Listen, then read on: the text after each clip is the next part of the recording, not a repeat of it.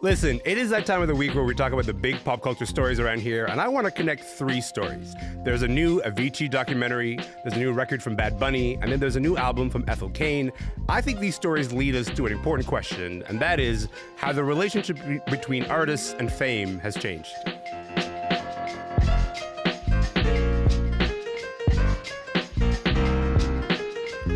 I'm Elamin Abdelmahmoud, and this is Commotion. Listen, let's just dive right in because the group chat is here.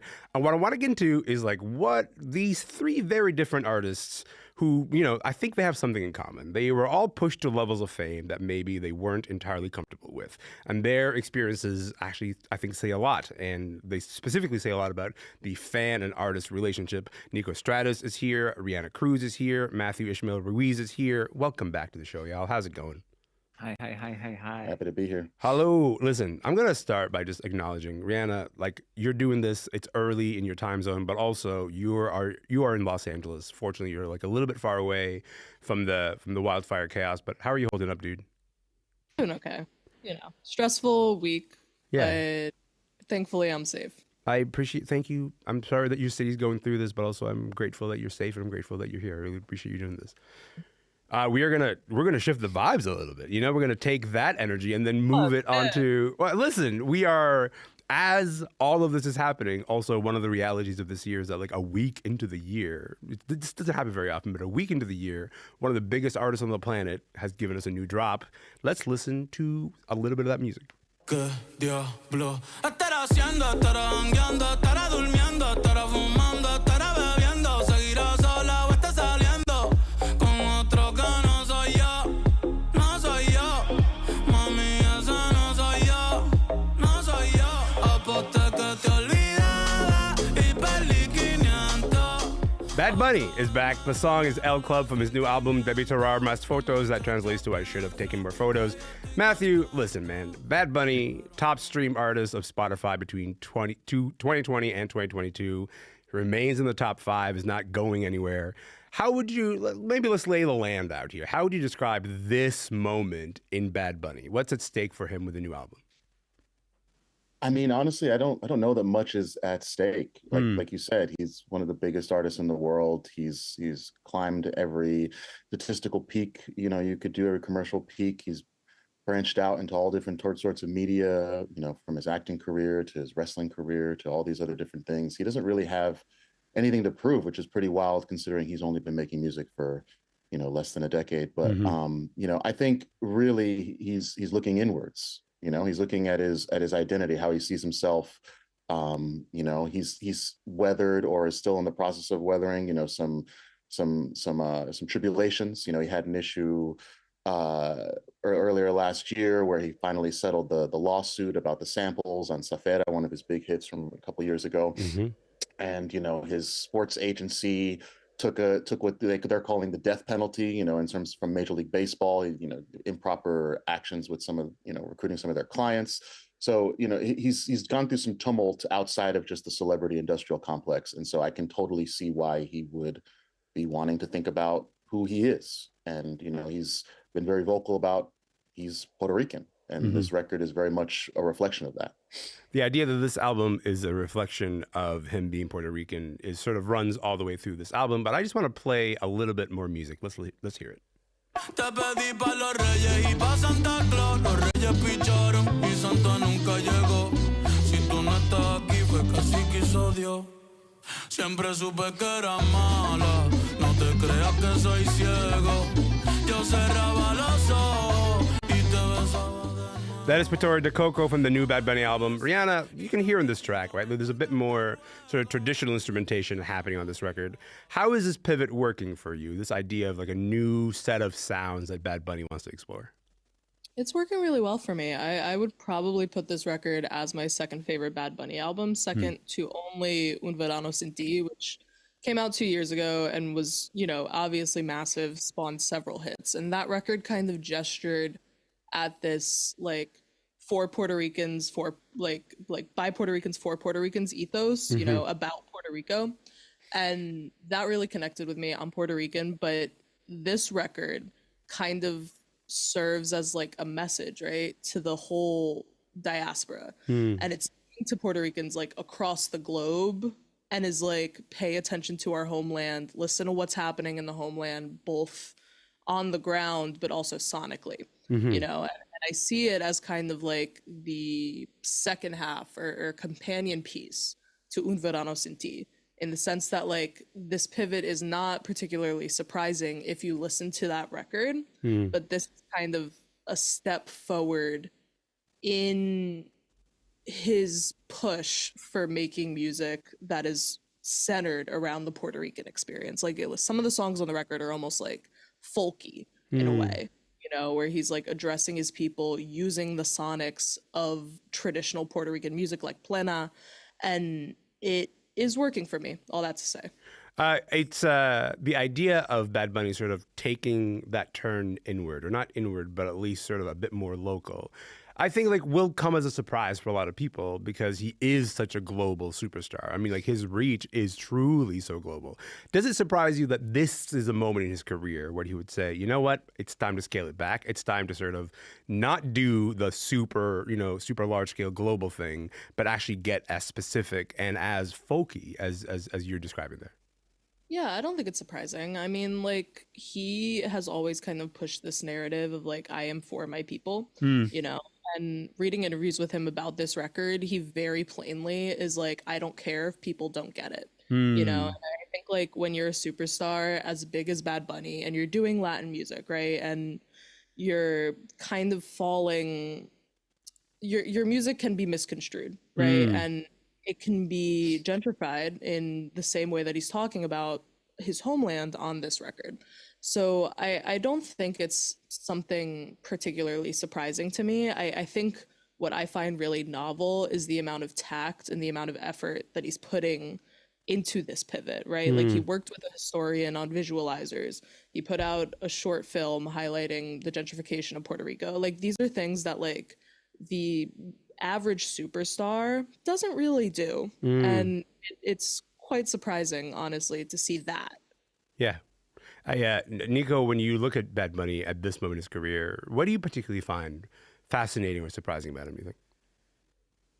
I just like somebody that's sort of a standing in contrast to so much of like, I'm gonna say the word pop music, but like that's a very broad term that means a lot of different things. But I think when you look at somebody who is as famous as him, you know, like we can call this pop music for all intents and purposes. And like, I like something that really stands in contrast, that sort of forces you to stop and listen because it sounds so different than everything else that is sort of out there on this level that is getting, you know, that is consistently charging as high as it is and everything else that is, you know, that is not sort of westernized or anglicized or whatever, you know, it is sort of speaking to something else and sort of challenging you to think a little bit broader about like, well, what am I listening? What is it saying? What does it mean? You know, like I'm reading interviews with him and he's talking about, you know, like even some Spanish speaking people don't know what he's talking about because he's using Puerto Rican slang. So it's sort of forcing me to think about the, you know, the art as the extension of the artist, which I think is just such a fascinating thing to be able to do.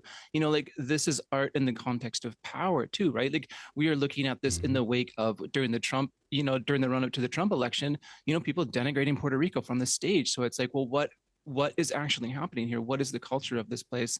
Taking something that is just like a weird thing that people can turn into discourse and making it real and being like, well, this is the sound of it. And this is what it's like. And this is what it can feel like. And I think that is just such an interesting, beautiful thing. And it also just makes me wish that I was still DJing house parties in basements. Because I feel like if I put this record on, I could just walk away for half an hour, you know, like and come back and everybody's having the time of their life. Yeah. I just love that feeling. Matthew, if there's a thread I want to weave through this conversation as we sort of like pivot to other topics, I just want to just ask you one more question about Bad Bunny here.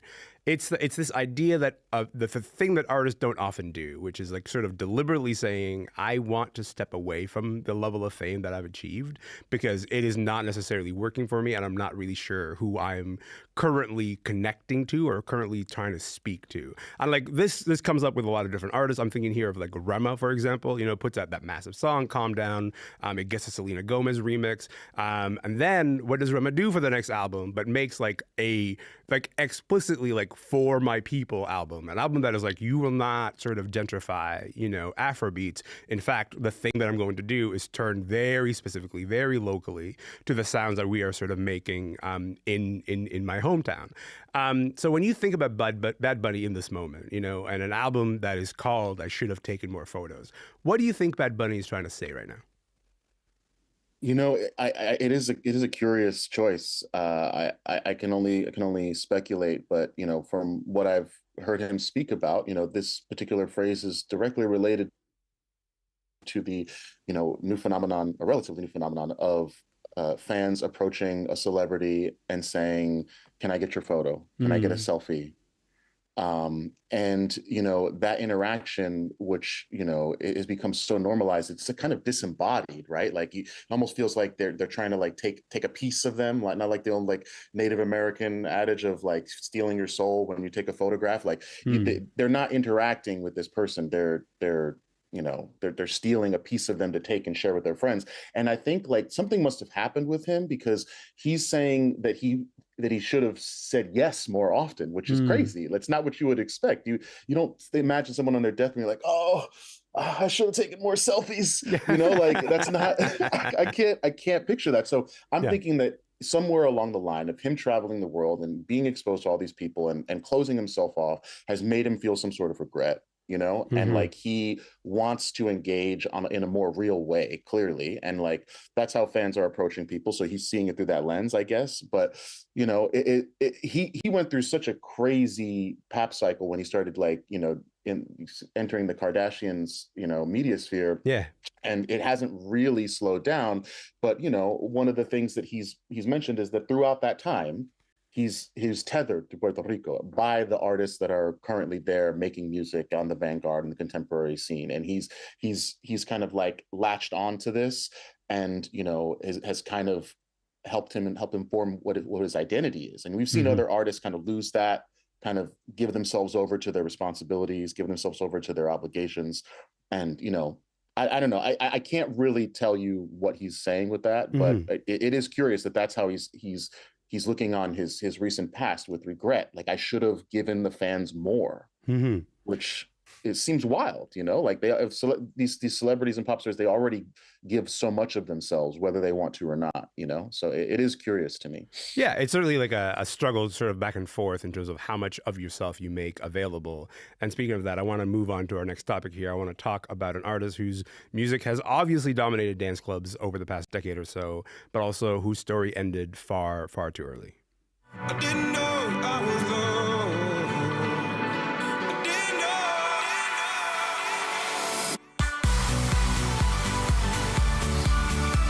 That is Wake Me Up, that is Aloe Blacc, and of course, Avicii, who was also known as Tim Bergling, that is his birth name. Avicii was one of the most influential producers and DJs of the early 2010s.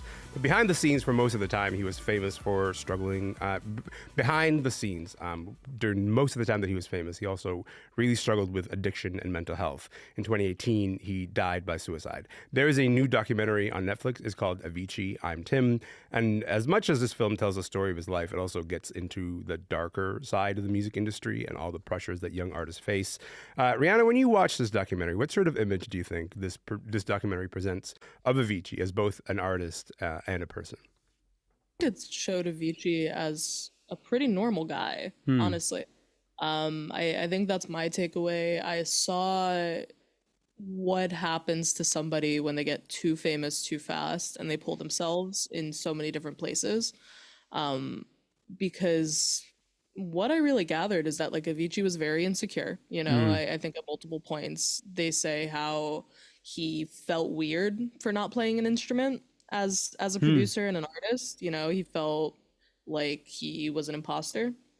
And I think it really showed, you know, how normal some of these people are that are thrust to really high heights of celebrity. You know what I mean? We're talking about like, what do you do when you contend with the level of fame that you're not necessarily compatible with? And to Avicii, you know, he always struggled with mental health. He struggled with alcoholism.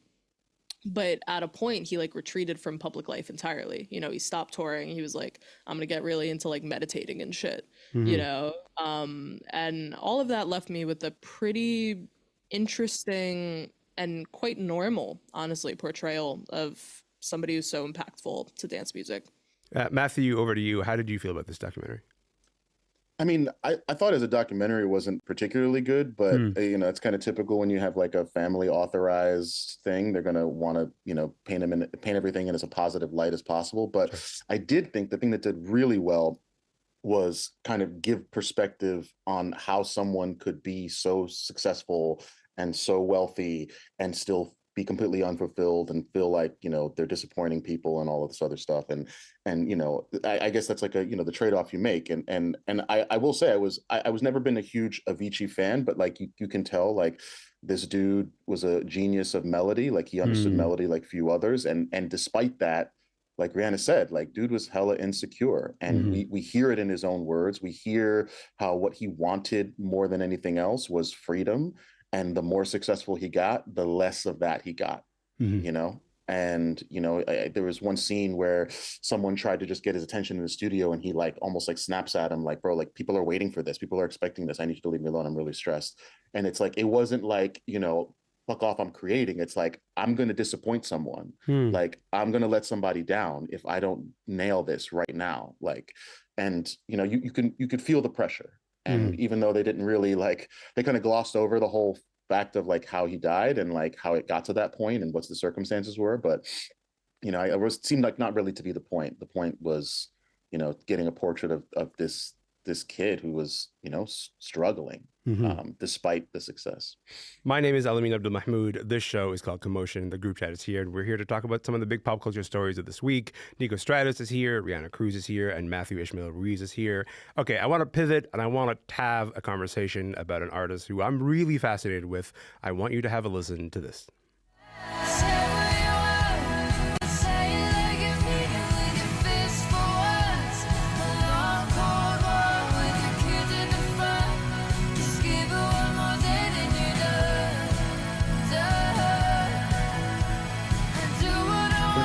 From 2022, that is American Teenager, that is Ethel Cain. Look, Ethel Cain, a few years ago, mostly performing as an indie sort of underground artist. That song changes so many things for her in a major way. It ends up being on Obama's playlist. It was covered by Gracie Abrams. You know, Taylor Swift put it on one of her pre-show mixes. Then, with all that success, you get all this attention. And then Ethel Cain does the thing that very few artists do.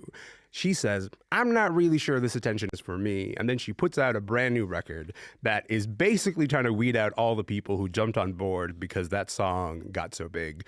Niko, can you just give us a sense of like who Ethel Cain is, what she's about, and how a fringe underground artist ends up becoming, you know, like your favorite artist? How does that happen? I mean, look, if I had an actual answer to that, we'd all be better off if I could be like, well, here's the roadmap. But it is like, I mean, Ethel Cain is a character, right? Like Ethel Cain is a creation. Yeah. Ethel Cain is a creation of a queer trans person from the South, like a place that we often will sort of write off, first of all, who made this pop record that everybody was like really gravitated towards, kind of glossing over the fact that it is like, even though it's a pop record, it's a very dark record. It ends with cannibal, like so dark. It's one of the darkest albums of the decade for sure. Yeah. It is like, it is so funny to see that on Obama's playlist. Like, do you listen to does whatever intern write this for you? Do they listen to these songs at all? Do they read the lyrics? Because it's just like, I mean, American Teenagers, whatever, but that album really goes places. So, you know, it is this really interesting thing where you sort of, like so many of these other artists, you get this popularity that you probably don't expect. And it's really hard to rein that in when you're like, well, I'm trying to do something here. You know, like I'm trying to take pop music and do something in this space. I'm trying to inject a sort of Southern Gothic darkness to it because that is what feels real to me. This is the thing I'm speaking to. This is where I come from. So, you know, to pivot to where we are now with Perverts, the new record, is just like, it kind of makes more sense than anything where it's like, well, this is what I was always doing and you weren't hearing it. So now you will hear it first and foremost. And also, like, what I've loved is all the reactions to this new record. Like when Perverts drops and all the people are like waiting and they think they're going to get more American Teenager. And it's just like reactions and memes of people being like shocked and being like, I don't know how to even process this album. I mean, we'll get to that in just a moment, but maybe let's just set the stage a little bit, Reanna. Like maybe let's tell people what Ethel Cain has been saying about the level of fame and the level of like personal involvement that people have been demanding into her life. I have always really admired Ethel Cain's candor. You know, I think she's very forthcoming and she has a level of authenticity that I think is very hard to find in music in general. But specifically somebody that has had songs as big as hers. And with that, I think she's often said that people are misinterpreting her work, whether implicitly or explicitly.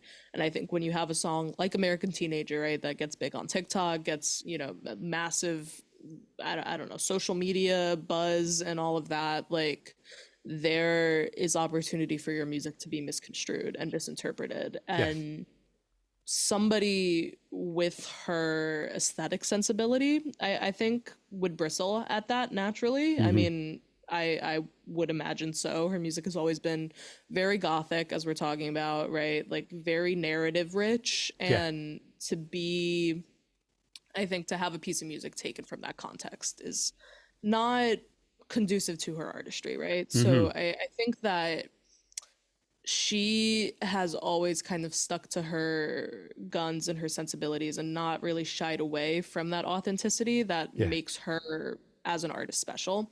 And that's why I think this album makes a lot of sense. You know, it's like, oh, okay, like, I'm gonna make a drone slowcore record that, you know, not everybody's gonna connect with, and that's actually awesome. And I love that. Not only is it awesome, it's the point. Like, the point is that not everybody's supposed to connect with this. Let's actually hear a little bit of Perverts right now. Only God knows, only God would believe that I was an angel, but they made me leave.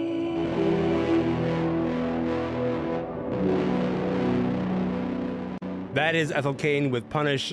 Look, that, as you can hear, that is a bit raw, a bit murky, kind of dissonant. That is one of the more accessible songs that we can actually play you on the radio today. Matthew, what do you think Ethel is trying to say by putting out this record in this moment in her career when, like, she knows that everybody's watching? Everybody's like, let's get that new Ethel Cain out here. And then she's like, y'all don't hear me. You just want to dance. Well, first I want to say the record is gorgeous. It is weird and it is drone and it is all these other things that are like not pop, but it's beautiful.